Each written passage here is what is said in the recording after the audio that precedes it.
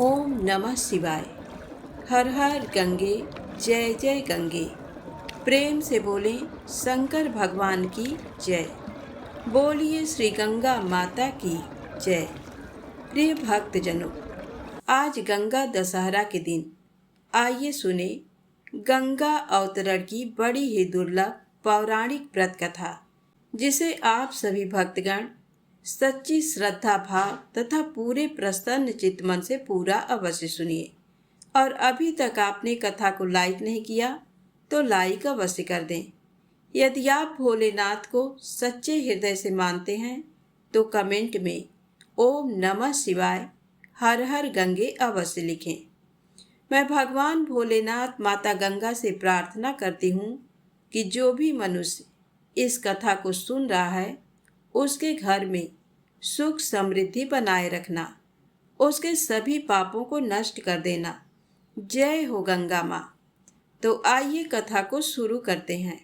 सूर्य वंश में बाहु नाम के एक राजा हुए। वह बड़े ही धर्म परायण राजा थे। अपनी प्रजा का पालन पुत्रों के समान करते थे। पापियों और द्रोहियों को उचित दंड देते थे, जिससे समस्त प्रजा निर्भय होकर धर्म पूर्वक रहती थी। उनके राज्य में अन्न वस्त्र की कोई कमी नहीं थी, जिससे समस्त प्रजाजन वहां सुख पूर्वक निवास करते थे। एक समय राजा बाहु के मन में अहंकार उत्पन्न हो गया। वे सोचने लगे कि पूरी पृथ्वी पर मेरे जैसा कोई राजा नहीं। मेरे राज्य में हर ओर सुख और शांति है। मैंने अपने सभी शत्रुओं को जीत लिया है। मुझे समस्त वेद और शास्त्रों का ज्ञान है। इस संसार में मुझसे बढ़कर दूसरा कौन है। जब मनुष्य स्वयं को सबसे अच्छा मानने लगता है तो उसे दूसरों में दोष दिखाई देने लगता है। जो दूसरों में दोष देखते हैं उनकी वाणी भी दूसरों के प्रति कठोर हो जाती है। जिसका मन सदा दूसरों में द्वेष देखने में लगा रहता है और ज़्यादा कठोर भाषण किया करते हैं, उनके प्रिय पुत्र तथा भाई बंधु भी शत्रु बन जाते हैं। इसीलिए जो मनुष्य मित्र, संतान, गृह, धन, धान्य आदि सबकी हानि देखना चाहता है, उसे ही ये काम करना चाहिए। इस प्रकार अहंकार के बढ़ जाने के कारण राजा बाहु अत्यंत उद्दंड हो गया और परिणाम स्वरूप उनके बहुत सारे शत्रु बन गए। है और ताल जंग कुल के क्षत्रियों से उनकी शत्रुता हो गई और उनके साथ बाहु का घोर युद्ध छिड़ गया। युद्ध में राजा बाहु परास्त हो गए और दुखी होकर अपनी दोनों पत्नियों के साथ वन में चले गए और वह वन में ही समय व्यतीत करने लगे। दुख और संताप से राजा बाहु का शरीर जर्जर हो गया और कुछ समय बाद वन में ही उन्होंने प्राण त्याग दिए। उस समय उनकी छोटी पत्नी गर्भवती थी। पति के गुजर जाने से उन्हें बहुत दुख हुआ। उन्होंने पति के साथ ही चिता में जीवित जलने का निश्चय कर लिया। उस स्थान से कुछ ही दूरी पर मुनि औरव का आश्रम था और वो मुनि परम तेजस्वी पुरुष थे। उन्हें तीनों कालों का ज्ञान था। जब उन्होंने राजा बाहु की उस पतिव्रता छोटी रानी को सती होते देखा तो उनको मना करते हुए कहा, हे देवी, तेरे गर्भ में शत्रुओं का नाश करने वाला चक्रवर्ती बालक है, इसलिए तुम चिता पर चढ़ने का साहस मत करो। शास्त्रों में गर्भवती स्त्री के सती होने का निषेध है। यदि तुम स्वयं अपनी इच्छा से सती होना चाहती हो, पर तुम्हें अपने गर्भ में पल रहे शिशु की हत्या करने का अधिकार नहीं है, अतः तुम्हें ये पाप नहीं करना चाहिए। मुनि के इस प्रकार कहने पर रानी उनकी बात मान गई और फिर दोनों रानियों ने मिलकर पति का विधि पूर्वक अंतिम संस्कार किया और ऋषि के कहने पर उन्हीं के आश्रम में रहने चली गईं। मुनि के आश्रम में रहकर दोनों रानियां महर्षि की सेवा सत्कार में समय व्यतीत करने लगी। पर छोटी रानी अपने पूर्व के संस्कारों के कारण धर्म कर्म में विशेष रुचि लेती थी और मुनि के सुंदर प्रवचनों को अपने हृदय में धारण करके हमेशा परमेश्वर के ध्यान भजन में संलग्न रहती थी, जिससे बड़ी रानी के मन में उनके प्रति ईर्ष्या होने लगी। और एक दिन बड़ी रानी ने छोटी रानी के भोजन में जहर मिलाकर दे दिया। ईश्वर की कृपा से छोटी रानी पर उस जहर का कोई प्रभाव नहीं पड़ा और ना ही गर्भ में पल रहे शिशु पर पड़ा। समय आने पर छोटी रानी ने एक पुत्र को जन्म दिया और महर्षि ने विष के साथ उत्पन्न हुए उस बालक का नाम सगर रखा। माता ने बालक सगर का बड़े प्रेम पूर्वक पालन पोषण किया। जब बालक सगर कुछ बड़ा हुआ तब और मुनि ने उसका यज्ञोपवीत संस्कार किया और उससे शास्त्रों का अध्ययन कराया, साथ ही अस्त्र शस्त्रों की शिक्षा भी दी। और मुनि से शिक्षा पाकर बालक सगर बलवान, बुद्धिमान और धर्मात्मा हो गए। एक दिन सगर ने अपनी माता से पिता के बारे में जानना चाहा। तब माता ने उन्हें सारा वृत्तांत कह सुनाया कि किस प्रकार सगर के पिता शत्रुओं से हारकर वन में आए और यहाँ और मुनि के आश्रम में सगर का जन्म हुआ। सारी कथा जानकर सगर को अत्यंत क्रोध उपजा और उन्होंने माता के सामने प्रतिज्ञा कर ली कि वह अपने पिता के शत्रुओं का नाश कर देगा और अपना खोया हुआ राज्य वापस लेगा। तब माता से आज्ञा लेकर सगर और वो मुनि के पास पहुँचे और उनका आशीर्वाद लेकर वहाँ से प्रस्थान किया और अपने कुल गुरु महर्षि वशिष्ठ के पास पहुँचे। कुल गुरु वशिष्ठ से मिलकर उन्हें प्रणाम करके सगर ने उन्हें सब समाचार सुनाया। महर्षि वशिष्ठ सगर को देखकर अत्यंत प्रसन्न हुए और उन्हें विभिन्न प्रकार के दिव्य अस्त्र शस्त्र प्रदान किए। इस प्रकार सभी दिव्य अस्त्रों शस्त्रों से सुसज्जित होकर अपने पिता के शत्रुओं से युद्ध करने पहुँचे। सगर ने बहुत ही कम समय में अपने सभी शत्रुओं को पराजित कर दिया। यवन तथा अन्य बहुत से राजा अपने प्राण बचाने वशिष्ठ मुनि के शरण में पहुँचे। गुरु वशिष्ठ की बात मानकर सगर ने राजाओं को प्राण दान दे दिया। ये देखकर वशिष्ठ मुनि सगर पर बहुत ही प्रसन्न हुए और अन्य तपस्वी मुनियों को साथ लेकर सगर का राज्याभिषेक किया। तत्पश्चात राजा सगर और वह मुनि के आश्रम पर गए और उनकी आज्ञा लेकर अपने दोनों माताओं को अपने साथ राजमहल ले आए और सुखपूर्वक रहने लगे। अयोध्या के राजा सगर की 2 पत्नियां हो गईं। उन्होंने 2 विवाह किया। पहली का नाम केसनी था और दूसरी का नाम सुमति। ऋषि के वरदान से केसनी को एक पुत्र हुआ जिसका नाम असमंजस था, जबकि सुमति के गर्भ से 60,000 बलशाली पुत्रों का जन्म हुआ।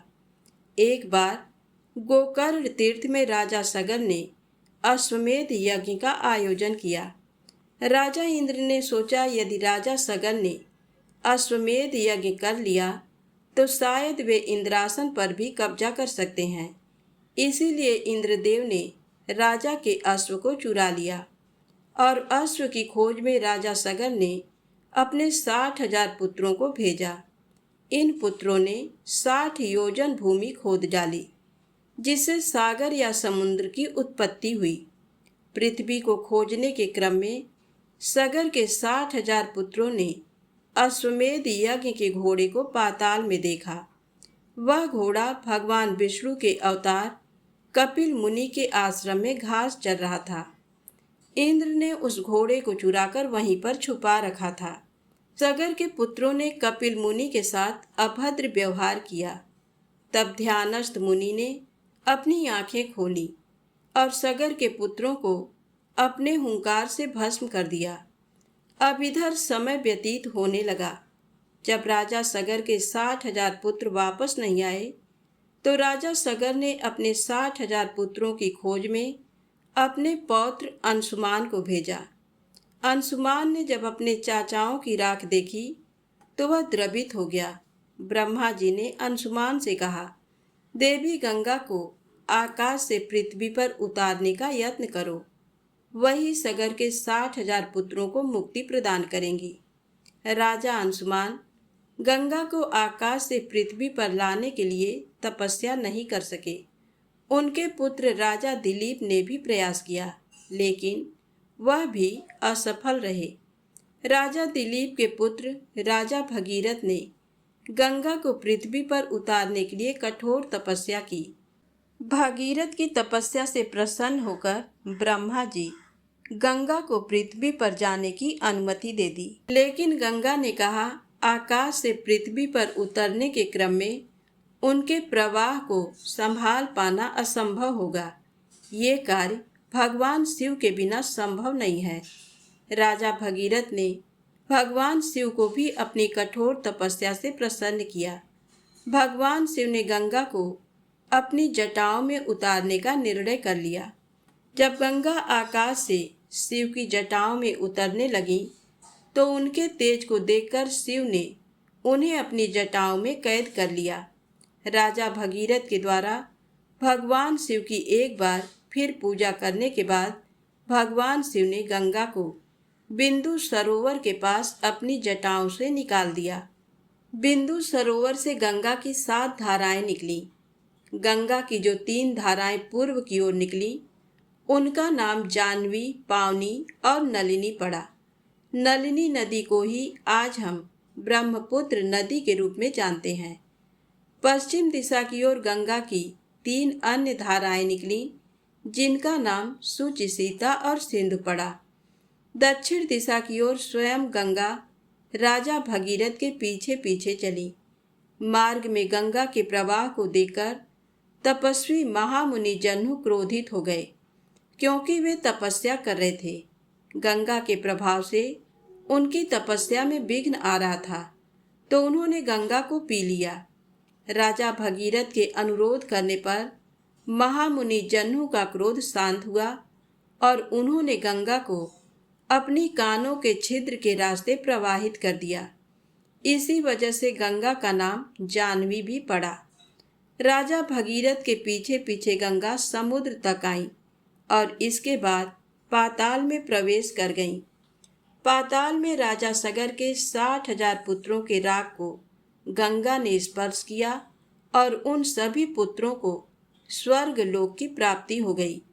इसीलिए राजा भगीरथ के नाम पर गंगा का एक अन्य नाम भागीरथी भी पड़ा। गंगा के पृथ्वी पर अवतरण के बाद ब्रह्मा जी ने वरदान दिया कि जो भी गंगा के जल से स्नान करेगा उसे जन्म मरण के चक्र से मुक्ति मिल जाएगी। जो भी इस गंगा अवतरण के दिन, गंगा दशहरा के दिन गंगा में डुबकी लगाएगा, उसके 10 पाप स्वतः नष्ट हो जाएंगे और उसके घर में सुख समृद्धि का सदैव निवास रहेगा। भोलेनाथ उससे सदैव प्रसन्न रहेंगे। तो एक बार प्रेम से बोलिए, गंगा मात की जय। हे गंगा मैया, जैसे आपने भगीरथ के कार्य को सिद्ध किया, उनके पूर्वजों को मुक्ति दिलाई, वैसे ही इस कथा कहानी को सुनने वाले और कहने वाले, हुंकारा भरने वाले सभी भक्तों पर अपनी कृपा दृष्टि बनाए रखना। तो प्रेम से बोलें, शंकर भगवान की जय हो, गंगा मात की जय हो। अब आइए सुने गंगा माता की दूसरी पौराणिक कथा। एक समय शिव जी महाराज पार्वती जी के साथ हरिद्वार में घूम रहे थे। पार्वती जी ने देखा कि सहस्त्रों मनुष्य गंगा में नहा नहाकर हर हर गंगे कहते चले जा रहे हैं, परंतु प्रायः सभी दुखी और पाप परायण हैं। तब पार्वती जी ने बड़े आश्चर्य से शिव जी से पूछा कि हे देव, गंगा में इतनी बार स्नान करने पर भी इनके पाप और दुखों का नाश क्यों नहीं हुआ? क्या गंगा में सामर्थ्य नहीं रहा? तब शिव जी ने कहा, प्रिय, गंगा में तो वही सामर्थ्य है, परंतु इन लोगों ने पापनाशनी गंगा में स्नान ही नहीं किया है, तब इन्हें लाभ कैसे हो? पार्वती जी ने आश्चर्य से कहा कि स्नान कैसे नहीं किया? सभी तो नहा नहाकर आ रहे हैं, अभी तक इनके शरीर भी नहीं सूखे हैं। तब शिव जी ने कहा, ये केवल जल में डुबकी लगाकर आ रहे हैं। तुम्हें कल इसका रहस्य समझाऊंगा। दूसरे दिन बड़े जोर की बरसात होने लगी। गलियां कीचड़ से भर गईं। एक चौड़े रास्ते में एक गहरा गड्ढा था। चारों ओर कीचड़ भर रहा था। शिव जी ने लीला से ही वृद्ध रूप धारण कर लिया और दीन विवश की तरह गड्ढे में जाकर ऐसे पड़ गए जैसे कोई मनुष्य चलता चलता गड्ढे में गिर पड़ा हो और निकलने की चेष्टा करने पर भी नहीं निकल पा रहा हो। पार्वती जी को उन्होंने ये समझाकर गड्ढे के पास बैठा दिया कि देखो, तुम लोगों को सुना सुनाकर यूं पुकारती रहो कि मेरे वृद्ध पति अकस्मात गड्ढे में गिर पड़े हैं। कोई पुण्यात्मा इन्हें निकालकर इनके प्राण बचाए और मुझ असहाय की सहायता करे। शिव जी ने ये और समझा दिया कि जब कोई गड्ढे से मुझे निकालने को तैयार हो तब इतना और कह देना कि भाई, मेरे पति सर्वथा निष्पाप हैं और इन्हें वही छुए जो स्वयं निष्पाप हो। यदि आप निष्पाप हैं तभी इनको हाथ लगाइए, नहीं तो हाथ लगाते ही आप भस्म हो जाएंगे। पार्वती जी तथास्तु कहकर गड्ढे के किनारे बैठ गई और आने जाने वालों को सुना सुनाकर शिव जी की सिखाई हुई बात कहने लगी। गंगा में नहाकर लोगों के दल आ रहे हैं। सुंदर युवती को यूं बैठी देख कईयों के मन में पाप आया। कई लोग लज्जा से डरे तो कईयों को कुछ धर्म का भय हुआ, कई कानून से डरे। कुछ लोगों ने तो पार्वती जी को ये भी सुना दिया कि मरने दे बुढ़े को, क्यों उसके लिए रोती है। आगे और कुछ दयालु सच्चरित्र पुरुष थे। उन्होंने करुणा बसो युवती के पति को निकालना चाहा, परंतु पार्वती के वचन सुनकर वे भी रुक गए।